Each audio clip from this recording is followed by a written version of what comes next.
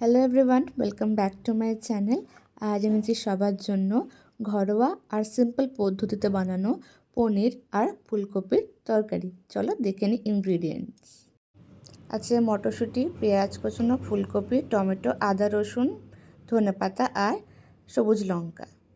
আমি একটু জল গরম করে নিয়েছি, ওর মধ্যে একটু লবণ দিয়েছিলাম, মিডিয়াম ফ্লেমে রেখে জলটা গরম করে নিয়েছি, বেশি গরম না। তার মধ্যে আমি দিয়ে দেবো ফুলকপি, একটু মূলও কেটেছি, সাথে একটু মূলো দেওয়ারও ইচ্ছে হয়েছিল, এক্সপেরিমেন্ট করার ইচ্ছে হয়েছে। মূলো ছিল একটা, মূলোটা কেটেও দিয়ে দিয়েছি।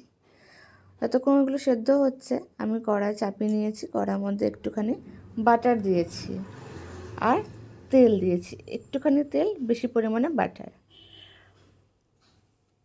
ফুলকপি আর মূলোটা যেটা গরম জলে ভিজিয়ে রেখেছিলাম সেইগুলোকে বাটারের মধ্যে একটুখানি হালকা রোস্ট করে নেব বা ফ্রাই করে নেব। হালকা হালকা একটুখানি লালচে ভাব চলে আসবে, তখন এগুলোকে তুলে নেব। বেশি করব না, হালকাই একটুখানি।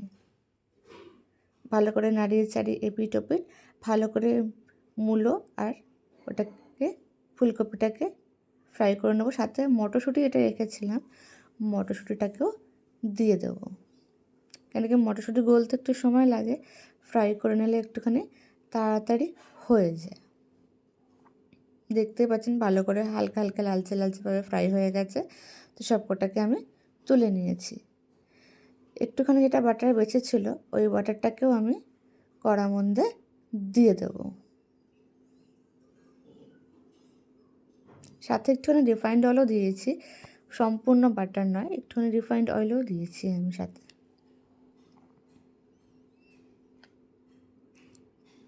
পনিরগুলোকে ফ্রাই করে নেব।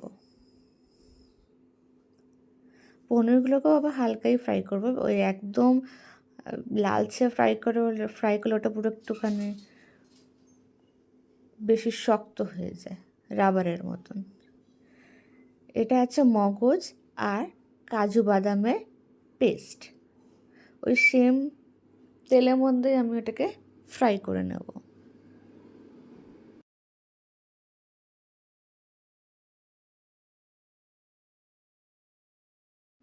সব টাইম নাড়াতে হবে না, তো পেস্টটা পুড়ে যাবে। এর মধ্যে আমি পেঁয়াজ, টমেটো আর কাঁচা লঙ্কা আর রসুন আর আদার পেস্টটা দিয়ে নিয়েছি, দিয়ে সবার সাথে ভালো করে মিশিয়ে ফ্রাই করে নেব। এর মধ্যে আমি শাহি পনির মশলা দিয়েছি, হলুদ দিয়েছি আর গুঁড়ো লঙ্কার গুঁড়ো দিয়েছি। সবকটাকে একসাথে ভালো করে ফ্রাই করে নেব কিছুক্ষণ। দেখতেই পাচ্ছ এপিট ওপিট ভালো করে নাড়িয়ে না ফ্রাই করলে পুড়ে যাবে, আর আমি পোড়াতে চাই না।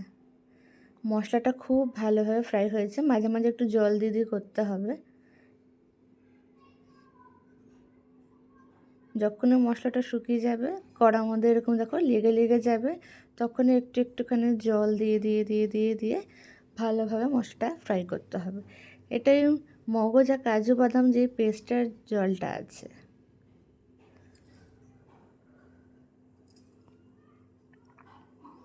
জলটা দিলেই মশলাটার রঙটা কি সুন্দর চেঞ্জ হয়ে গেল একবারের মধ্যে।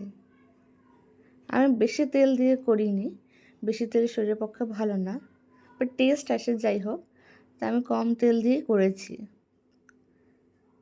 এর মধ্যে ফুলকপি, মটরশুঁটি আর মূলো যেটা দিয়েছিলাম সেটাকে দিয়ে ভালো করে ফ্রাই করে নেওয়ার পর এর মধ্যে একটুখানি আধ বাটি মতন জল দিয়েছি।